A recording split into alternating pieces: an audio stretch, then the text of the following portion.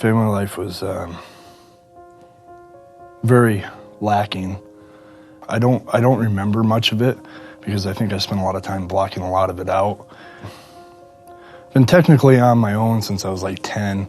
When I was 13, I got emancipated because it was more lucrative for my father.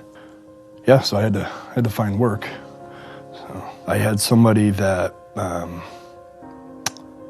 was like a father figure to me, but he was also a bookie, and I ran numbers for him. People wouldn't always pay their debts, and so I would go with him, and we would get our money any means possible. It got to a point where beating somebody up was as easy as breathing, really. And because you lose you're numb to it. You get numb to it over time. It's no big deal. I ended up selling cars, and I was really good at that because I'm a master manipulator anyways, at that point in my life, because you had to be. If you're on the streets or this or that, you did what you had to do to survive no matter what. And at that point, I had met somebody, I got married, and I have 2 beautiful, beautiful children.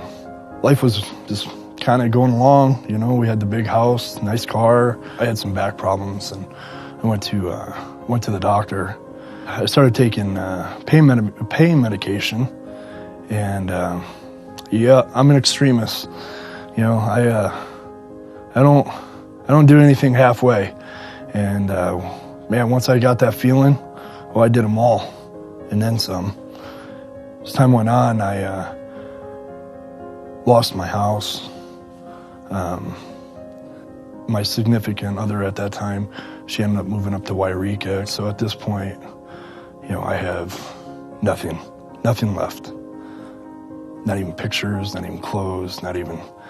And then I wasn't seeing the kids at all. So then I started smoking dope, meth. It covered the pain, At that point, I picked up dealing. I found Clay Street, and it was right up my alley for what I needed to do over there. And, so I was there for a long time, and, it got to a point where, nothing really happened in that neighborhood without me knowing about or being okay with it. Ran into Bethel, the students were in that neighborhood, so I'd be running drugs all day long, most of the night, but for a good 2-3 hours, I'd end up over at the student's house, and there was, didn't matter to them, just didn't matter to them that what I was doing. They loved me fiercely,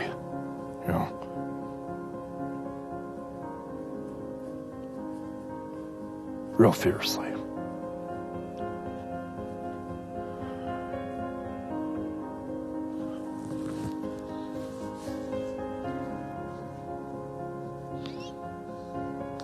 So then I tried to go to church with them, and I couldn't even sit through a worship service without just bawling. I would have to get up and leave.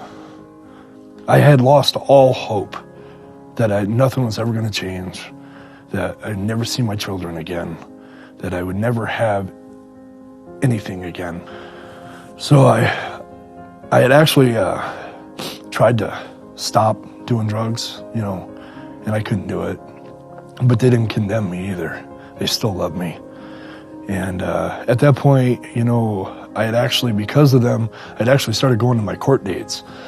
And I got I got sentenced. They told me that I was going to go to state prison. And and I got remanded right there. So in other words, I got taken into custody. So I was sitting in holding cell. I said, I told God, I said, you drive, I'll ride, whatever you say goes. And at that point, I gave everything. I gave everything over to him. I just let him take control. And I asked Jesus just to come and just be with me. And within 10 minutes, I got sober. And I never had a withdrawal from any kind of drug. Smoked for 22 years, not even a craving for a cigarette. I remember sitting on my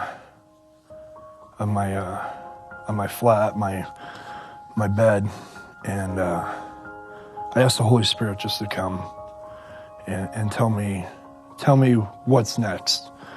And we started a Bible study. That was pretty much what, it just kind of all fell into place. And it ended up being so big that for the last 45 minutes before lights out, they would open both tiers so everybody could come out to Bible study. So those Bible studies were pretty powerful. People were getting saved. People were getting just healed of things. To see these men they're broken, and just, these tough guys just break down and go, wow, what a big God. Finally, I got sent off to high desert, and that was I wasn't scared. I actually remember when we pulled up and getting out, we were at the gate. First time I've ever seen, 12-foot high fences with razor sharp barbed wire all through it. And I looked at it and laughed and was excited to be there, because I knew that God wouldn't be sending me there unless he had something for me to do. I ended up spending so much time with God that I would literally feel the Holy Spirit walk next to me and whisper things in my ears. And about people, for myself. And we had a chapel in there that I volunteered at, and I ended up having a lot of favor with inmates and COs, because everything that I said that I walked the walk and talked the talk. I didn't stray from it. And so I taught Celebrate Recovery. I was the head for NAAA, and then another program called CROP, which is Conflict Resolution Option for Peace program.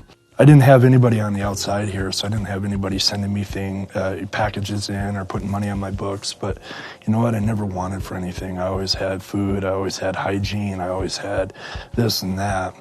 So as I was getting out,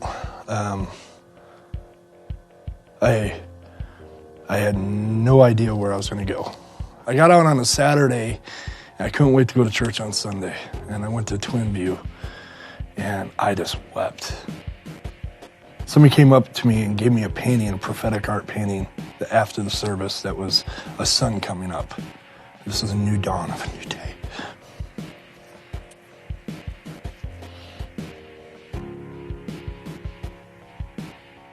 I started volunteering as security, doing security there, and just absorbing everything that was around me. About 3 months ago, I had to sit down with the guy that does the hiring for security. Within a day, I did paperwork and they hired me on. At this point in my life, I'm about to marry the most incredible woman in my life that I've ever met in my life. She loves my heart the way it needs to be loved. I've waited my whole life for a love like this. Now, because our God is a God of restoration and reconciliation, that I can go see my children whenever I want to. And I actually have a good friendship. Me and my ex-wife, we have a workable relationship, a talkable relationship. What I want to see is just the most unwanted wanted again. I want to be that face that they reach out to help them really receive the Father's love. Isaiah 61:7 that says that your shame will be replaced with double honor. And I experience that on a daily basis. Doesn't matter where you've been, doesn't matter what you've done. You know what? If you take one step forward, he'll come running. Because I'm living proof that the worst of the worst can become the best of the best.